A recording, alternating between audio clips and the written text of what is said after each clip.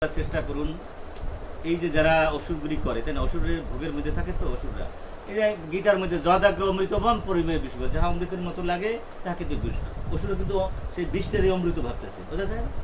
নারী ভোগ, গাড়ি ভোগ, বাড়ি ভোগ, কাতল ভোগ, মুরগি ভোগ, তারপরে ইয়ে মানে খাসি ভোগ, খাসির কলজা খাওয়া না, অসুররা কিন্তু এটা পছন্দ করে ভালো, তাই না? বোঝা যায় না মা?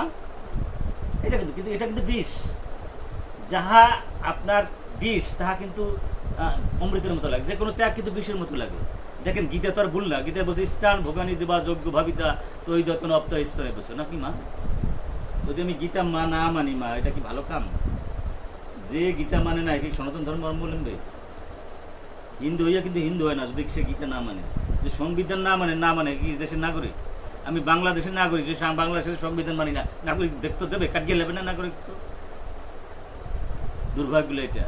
তো বিষয় হচ্ছে কি, অসুর যারা আছে তারা ভাবে কি যে ভোগটাই সব, ভোগেশ্বর পোশাক ব্যবসার বুদ্ধি সমাধ না বিদ্যাতে। যতক্ষণ পর্যন্ত আমরা ভোগের মধ্যে থাকবো তখন ভগবানের সাথে ভালোবাসা হবে। আমি আপনার সন্তানকে হত্যা করলাম, আমি করলাম দণ্ডবাদ, আপনি লাত্তি দিয়ে ফেলাই দেবেন না যে আমার ফলে রে মারছুস আর তুই দণ্ডবাদ দেওয়াই দিই, এর হবে না?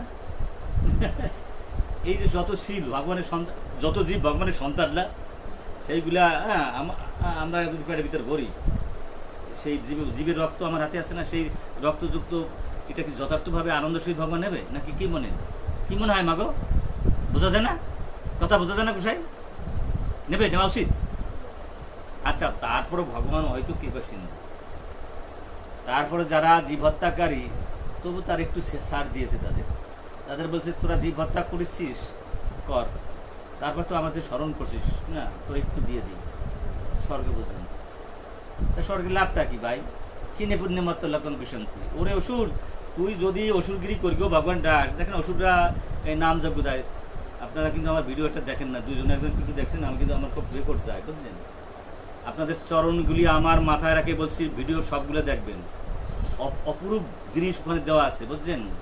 যাদের যাদের আমি চ্যানেল দিচ্ছি মা দেখেন না একজনেও, একটু দেখছেন?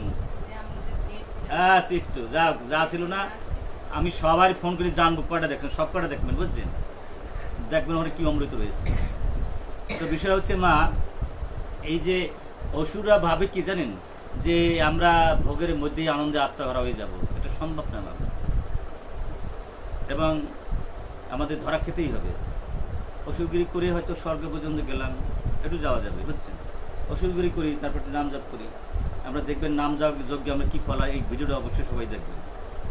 এবং তারপরে আমরা একটু একাদশী করি অসুর, তারপর একটু নাম জপ করি, আবার একটু আমার বাড়িতে রাধা গোবিন্দ পাতাই লিছি, কিন্তু আমি অসুর মানে কি জীব হত্যা করি, অসুর মানে কি একাদশী করি না, অসুর মানে কি ভক্তকে ভালোবাসি না, অসুর মানে কি স্কুল আসলে আমি এখানে নাই নাকি? এটার নাম অসুর। তো অসুর হইও আমি, আমার একটু গোবিন্দ আছে, আবার একটু গৌরনীতের মন্দিরও আছে, তাই না? আবার একটু নামযজ্ঞ দেই, কিন্তু আমি কদ্দূর যাবো, আমাদের স্বর্গ পর্যন্ত আমি যেতে পারবো। বোঝা যায় আমাকে? বোঝা যায় না?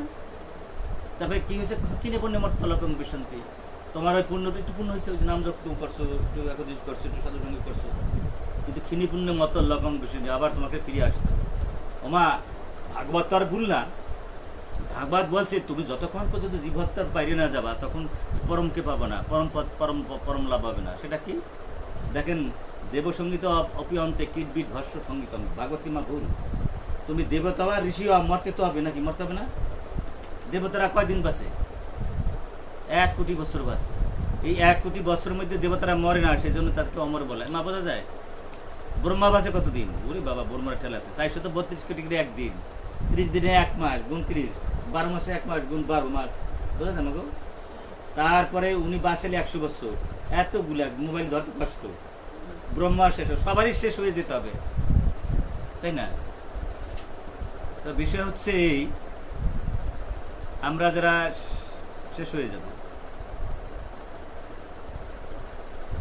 শেষ হয়ে গেলে তো আমাদের মানে যদি এই দেহটা তো পুড়িয়ে ফেলানো দরকার, হয়তো পুড়িয়ে ফেলবে, আর যদি কবর দেয় মানে বাক্সে রাখে তাহলে পোকামাকড় হয়ে যাবে, আর যে পুড়িয়ে ফেলে ছাই হয়ে যাবে, আর যদি বাগারে ফেলাই দেয়, এখন উড়িষ্যায় ফেলাচ্ছে বাগারে দেহগুলো, পুড়েও না, ভাসায়ও না, এবং ই করে না, বেশ কিছু এলাকা সেটা কুকুর বেড়ে খায়।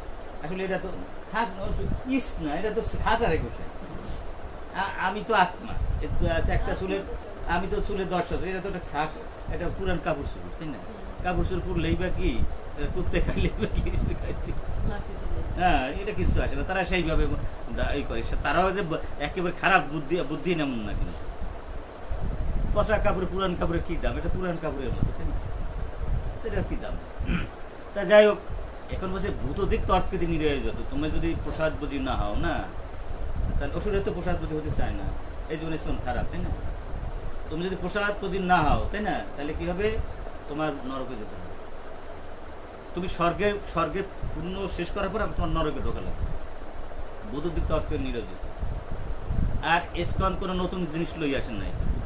গীতায় কি আছে, ভাগবত কি আছে। যেমন এখানে দুইজন কুয়ার ব্যাং লম্পজম্প করলে কোন হবে না, চীনে হাজার হাজার মানুষ আমাদের আহ্বান জানাচ্ছে, আমার নিজে ব্যক্তিগতভাবে বক্তৃতা দেওয়ার জন্য।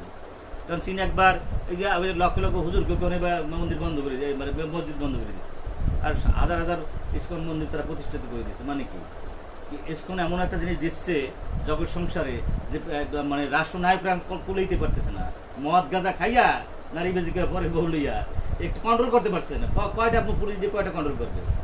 কিন্তু ইসকন বলছে কি, যে তোমার যদি এই মানুষ যখন ধন্য করতে হয়, 4টা জিনিস তোমার রক্ষা করতে হবে।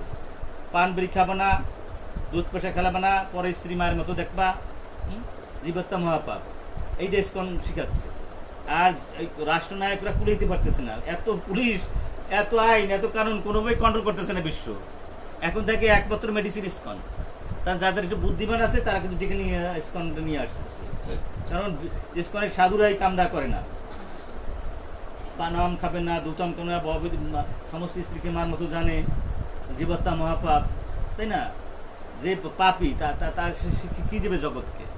এই রাশিয়া, এই আফ্রিকা, আমেরিকা, তারপর চীন, জাপান, হল্যান্ড, ডেনমার্ক, বিভিন্ন জায়গায় তা নিমন্ত্রণ পাচ্ছি আমরা। কিন্তু কুয়ার ব্যাঙেরা তো ওই ভাবে কি এই বুঝি আমাদের রাষ্ট্র, এরা কি বোঝে নাকি? কিন্তু আপনারা ইউটিউব সার্চ দিয়ে দেখেন, কোটি কোটি মানুষ কিন্তু আজ ইসকনকে স্ট্যান্ডার্ড ভাবছে, ইসকনকে আশ্রয়স্থল ভাবছে। ইসকন কোনো নতুন জিনিস না। ইসকন কি হচ্ছে, গীতায় কি আছে, ভাগবতে কি আছে, সেইগুলো ইসকন প্রচার করছে। এটা কিভাবে প্রচার করলে ভগবান রে পেয়ে যাবে। জি, হরে কৃষ্ণ। কিতাব জ্বালার হাত থেকে রেহাই পাবে, জন্ম মৃত্যু জরার বিদের থেকে রেহাই পাবে, ইসকন তাই দিচ্ছে। সমস্ত বিজ্ঞানী